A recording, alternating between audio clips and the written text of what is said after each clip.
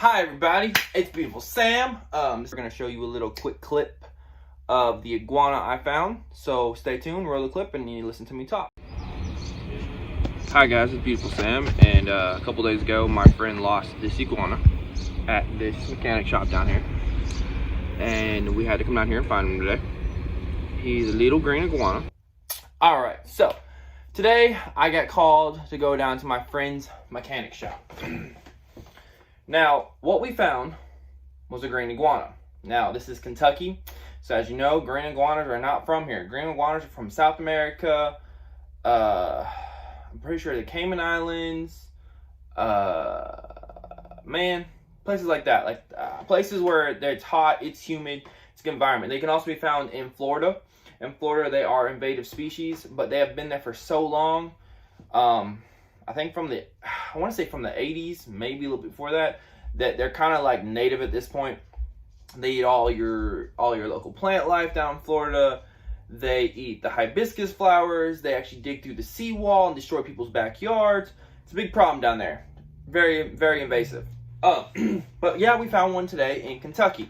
Now, he wasn't let go, wasn't anything like that. What happened was a customer brought him down to the shop to show my buddy who works down at the shop, and the customer not being very good with animals, not knowing too much, ended up letting the thing go. So he's been in this shop for about 2 or 3 days. I went down there the first day and I looked for hours and hours. The customer told me he was about this big. He was not.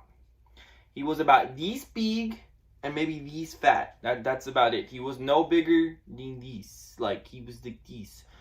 So here I am looking around the shop for, or sorry, my bad. Sorry. Okay, go back. Here I am looking around the shop for this iguana that I thought was this big, like this, because he said it was like this. So I was like, okay, so with his body's gotta be like this and the tail's gotta be like that, right? No, that was not it at all.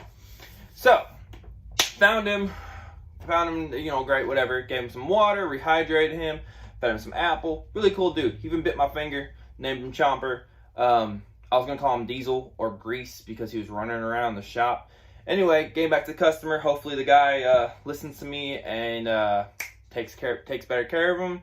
Not saying that he's not going to take care of him. It's just that, some people don't know what's going on. Also, if you've never owned an iguana, you wouldn't know that iguanas are very flighty, especially as babies. They're not really going to bite you. They're going to run.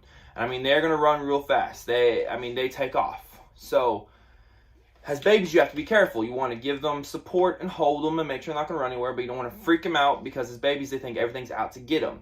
Iguanas can be hard pets to have, and that's simply because, like I said, not only is their care difficult, they have to get a certain number of fruits and veggies, along with plant-based proteins. They don't eat any meat. They're simply vegetarians, okay? Vegetarians is what they are. So not only is that difficult, but the fact that they need a lot of handling and they need a lot of socialization to begin to trust you. They're also more they're somewhat social, but they really want to be by themselves because they're the males are very defensive, very territorial. They will fight and kill other males that come into the area if they're around the same size or trying to breed with a female. That's your breeding season when you have bigger males.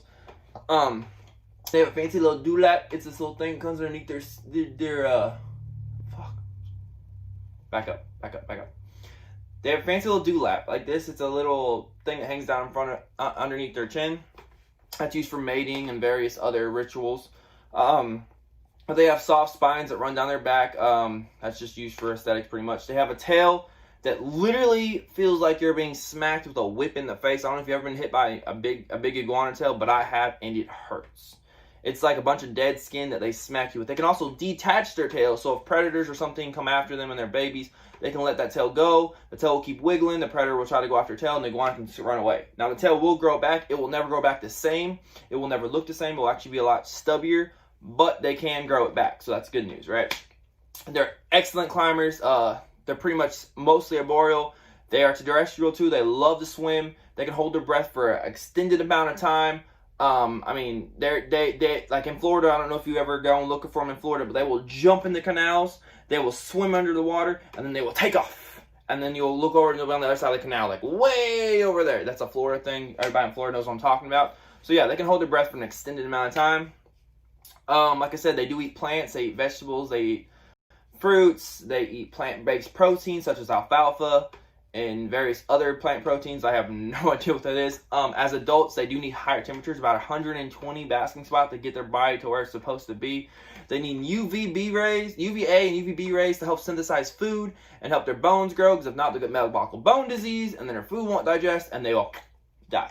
So, that being said, like I said, they can make really good pets. They're actually one of the most common pet lizards in the pet trade, especially back in the day when people brought them over from the islands. They were one of the first animals to come over here. But then, unfortunately, a bunch of them got out, or people let them go because they couldn't handle them, and that's why now they're everywhere in Florida.